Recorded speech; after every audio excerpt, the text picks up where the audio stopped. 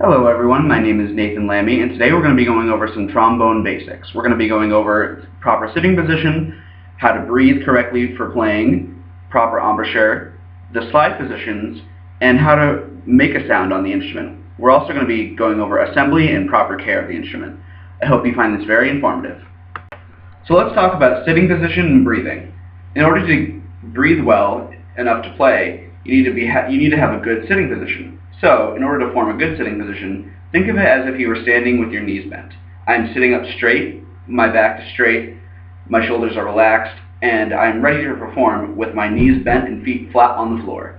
Now, trombone posture on the chair is somewhat similar to French horn, where you kind of want to sit to the side a little bit with the chair leg in between, but that's only to facilitate the seventh position on the trombone, which we'll get to later. If you have long enough arms, though, to get to the 6th and 7th position, then you don't necessarily have to turn to the side and pivot. But depending on your body structure, everyone's body is different. You might need to adjust the way you sit in order to get to the lower positions.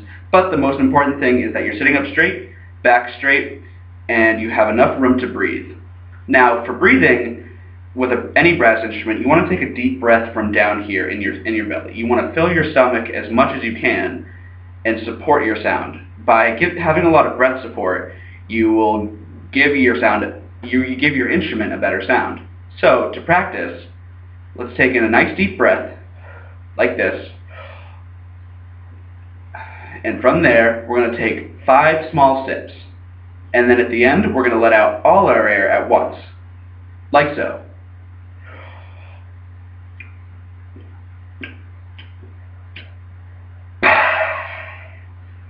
Now, when I'm breathing there, I don't want to raise my shoulders and I don't want to tense my chest. Everything I'm doing is coming from the lower stomach and the lungs, where my diaphragm is active. So in forming the embouchure for a trombone, you want to think of your mouth in a straight line, straight across from one end to the other. For those of you who haven't played a lot of instruments before, think of it as if you were blowing air across a soda bottle or a glass bottle to hear that humming sound. And now when you put your lips together, you want to try and find a good balance between too tense and too relaxed. If your lips are together but too relaxed, they're going to flop around like this. But if they're too tense, you're not going to get any sound at all. What you want to do is make your lips straight and then leave just enough tension, or use just enough tension where you get a buzzing sound. And the buzz is going to happen right here in the center of my lips, which is called the aperture. Listen for the buzz.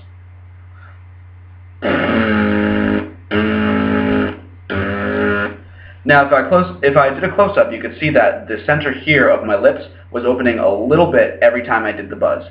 That is very, very important for any brass instrument, especially trombone, because that's what's actually producing your sound. So it might sound weird just with my lips, but if I put a mouthpiece to it,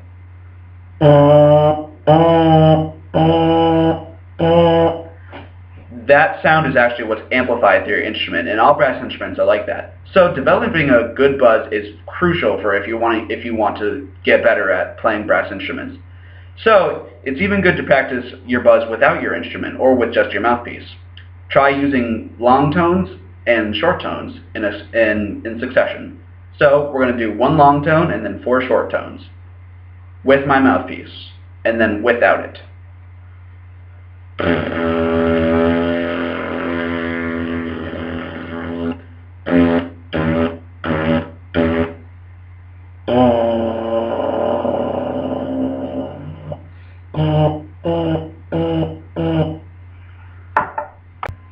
So let's talk about assembling our trombone. I don't have the best camera, so hopefully you can bear with me. I'll bring things in close for you to see in a second. So when I'm opening my trombone case, I want to have it on a flat surface. This is a nice big table where if I was to put anything in any place, it wouldn't fall onto the floor. You don't want to open a case on a chair because it might slip off and fall, or any of the very valuable pieces of brass could fall out and get dented. You also want to always have the latches on the bottom where the handle is, because when you open the case, nothing is going to fall down into the case. So, now that I have it unlatched, if I open the case, you can see here I have the bell of the instrument And right here I have the trombone slide. Now each case is different, but pretty much the bell itself will be on one side and the slide will be on another. So let's start with the bell. Here we have a tuning slide with a counterbalance. Not all trombones have this, but this is to make it feel balanced when you're holding the instrument. And here we have the area where you screw in the slide. You'll screw the slide into this and adjust it so it fits your head. And here we have the bell of the instrument, right at the end.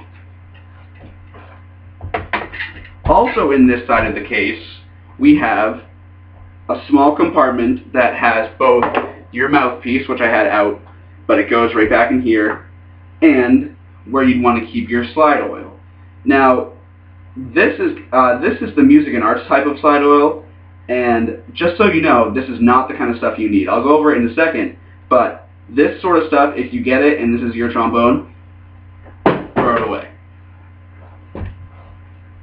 On this side of the case, we have the slide.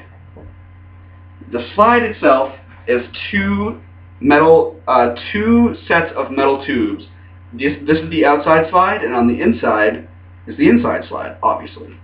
There's a lock here that prevents the outside slide from moving, but if I am to spin it, like so, the two slides can now move independently. We also have a water key that you'll want to empty out periodically, and here at the end we have a nub that you use to put it on the ground. It's very important when you put the trombone on the ground, if you're going to rest on the ground, not to push too hard down, because this nub can dent the actual material of the trombone.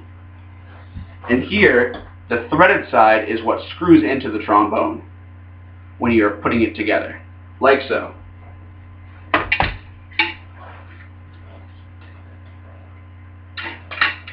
It's hard to see, but here we go. I place the trombone pieces together here, and I spin the nut here. Now, I always have a hand on the slide, even when it's locked or unlocked, because you never know if you maybe forgot to lock the slide. But if I was to let this go and the slide wasn't locked, down goes my slide, and down goes a lot of money, because the outside slide, the inside slide are crucial for playing, and if they're any way damaged, any way dented, it might prevent you from playing well and playing correctly. And when I'm ready to play, the mouthpiece goes right in here. So now we have the trombone in our hands and we're almost ready to play. Let's go over a few more things and then we can get right down to it. Like I said, when you're not using the slide, always leave something holding it. Right now I have my pinky, but if I was to move my hand out, I still want to have my other hand here holding the slide. Because if this happens, where I move my hand away, my slide's going to fall down and hit the floor, and somebody's parents or you are not going to be very happy to have to pay for it. So, now that I am practicing keeping my pinky here, so it's always secure no matter what, I'm going to show you the left hand grip. The left hand actually supports most, if not all, of the weight of the instrument. And you'll leave your pinky here, where the slide is. You'll move it later, of course, when you start playing. Your next two fingers go in between these two posts, and your first finger can either go on where the mouthpiece is or find a nice comfortable place for it. A lot of trombone players leave it right here. It's a nice comfortable place to put it. And you take the thumb and the space between your thumb and your first finger and you wrap it around this crossbar. So you'll get that kind of grip. And so when you play the trombone, it looks a little bit like that. You can examine it when you have your trombone in front of you too. Now your right hand is kind of like you're signing to Spock, hey. You take two fingers on one side and two fingers on the other side, and you put them on either side of this tube here, the near side to the bell. You want to do this because if you're death gripping it like this, if you have all your fingers here, When you're moving the slide out, you're using arm motion mostly and not your wrist. And if you have only like 1 or 2 fingers here, that is not a lot of grip for when you're holding. So if you were to say had to move out really quickly, you might throw your slide across the room. So a nice grip like this, where you have 2 fingers in front, 2 fingers below, and your thumb pinching the back, you will keep a nice grip on your trombone. Now, when you are extending to the farther slide positions, you change your right hand grip to, hold on, I'll try and get a good position. So we're like this here, and the farther I go, if I need more room, I'll actually bring one of my fingers back and pinch the center column like this. So if I had to go really far out, I could extend my fingers like that. Now, when you're caring for your instrument, you should of course always give it a bath every month, but especially the slide needs a lot of extra care. The slide is really, really crucial for playing trombone. In fact, if your slide isn't well taken care of, it makes it almost impossible to play the instrument. What I was saying about the slide oil before is that slide oil isn't really that great for a slide. The kind of things you're going to want is slide mix, or a type of material that creates a film here on the inside of the slide, and that allows water to move the slide. There's combination things. There's slide grease. Pretty much don't use the stuff that the rental store gave you. It's bad. Ask your local ask your local music store what is the good stuff for your trombone, and they can help you out. Slide mix is good. Slide grease is good. Just not slide oil, quote unquote, because it's really just valve oil, and that's not good for these slides. Now let's get right down to playing. Here I have my trombone in its locked position, so if I was to let go of my pinky here, this wouldn't slide down. I have nothing holding it right now. But make sure that you always have some way of keeping the slide up no matter what. So if you do this, if you've been playing for an hour, and you're like, oh, finally I can let my hand go, and you decide, oh, I'm done with my trombone, and you let your pinky go, and your slide goes out and slides all the way down onto the floor, skates across the kitchen floor, and your parents find out, and they're very unhappy, and they have to buy you a new trombone slide. You can prevent that sort of thing. So, in its locked position, I have my mouthpiece here. I'm going to stick it in the lead pipe and give it a little twist just so it's snug enough. You don't want to jam it in there, and you definitely don't want to hit it in. And so I have my hands in the proper position, and here I have 2 above, 2 below, with my thumb in the back. And now let's go over some of the slide positions on the trombone. We have 7 in total. They're all relative to the instrument itself, where someone's third position might be here, another person's third position might be here, or a little farther. It's all listening and understanding your own instrument. But the basic rules of thumb is first position is here, in contact with the horn. Second position is just barely out, maybe a couple inches out. Third is somewhere near the inside of the bell. You don't want to use your fingers, though, to see if you're in third position, because you're going to develop a habit. And when you're playing fast, if you need to hit the bell to hear where third position is, then it's not going to help you in the future. Fourth position is a little bit farther, about here. Fifth, again, is a little bit farther, kind of in the middle. Sixth position is this far. And seventh is when you see the end of the slide where the stockings are. There's a little, at the end of the lead pipe, there's a little bump where the slide gets a little bigger on the end. And that's about where seventh position is. You go over the bump.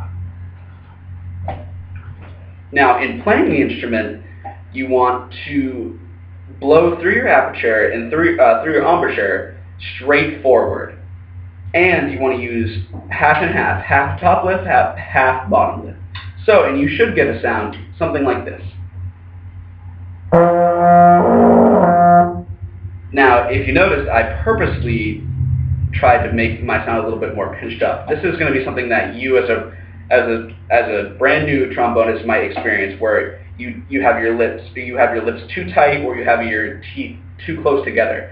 When you're playing, you want to have enough space between your teeth where you could fit your mouthpiece between them, or your tongue, depending on if you want to put your mouthpiece in your mouth or not. But that's how much space you'll need on the inside of your mouth. Now, if I do that and I detense my lips a little bit, I should get a fuller sound.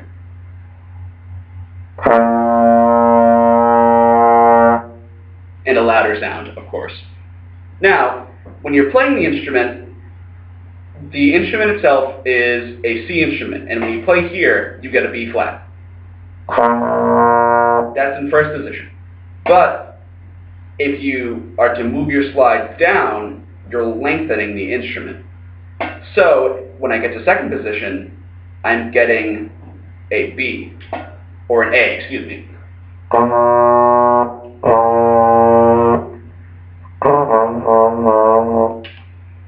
It might be a little easier if I used F above. That there is an F, and if I'm to slide out to second position, I'm going to get a E. And if I move down to third position, I'm going to get an E flat. And if I move to my fourth position, I'm going to get A, D, and so on and so forth, all the way down to seventh position. The difference between this and other instruments is that you don't need to stop the noise before you can get to the next note. I don't have to go.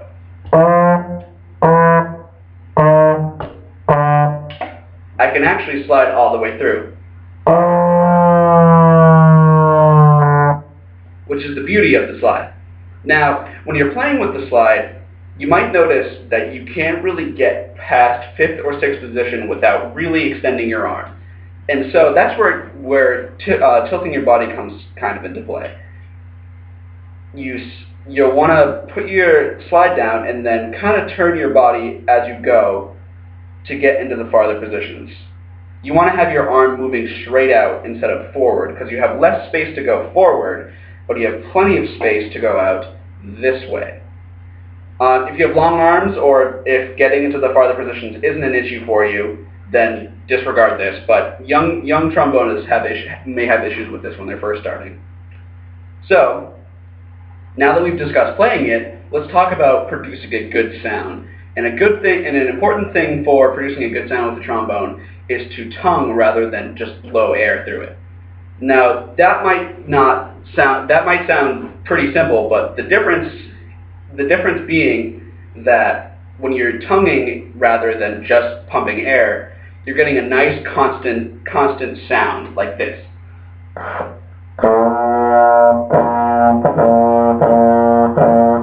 And if I was to pump air,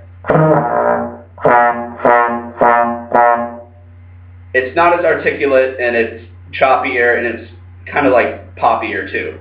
Now, the difference in tonguing versus breath pumping is that in tonguing, you have a constant air supply that goes straight through forward, and you use your tongue to stop the air.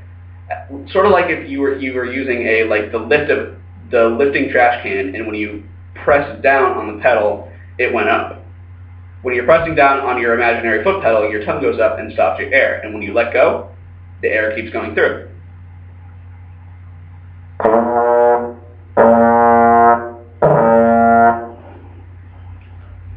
And now, as you begin to practice, make sure you practice in all octaves, and try using the slide. A fun thing to do, especially when you're first starting out, is really just play glissandos with your trombone. That's when you just move the slide through notes. So,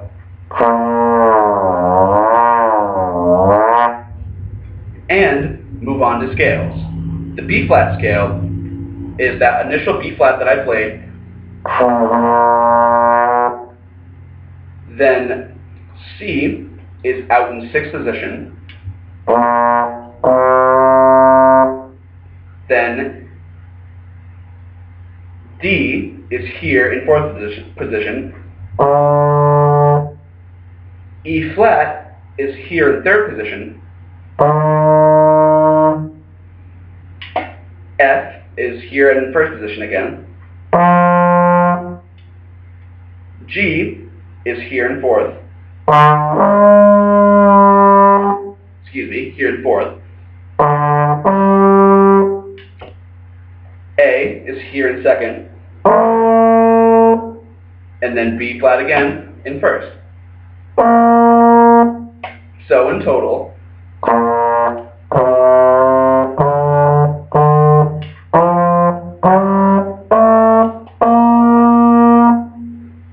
and be sure when you're done playing, lock your instrument and blow the excess water out of your instrument using the water key. And a stream of water will come out. It's really gross, but whatever. I wish you a lot of good luck, and I hope you enjoy playing trombone.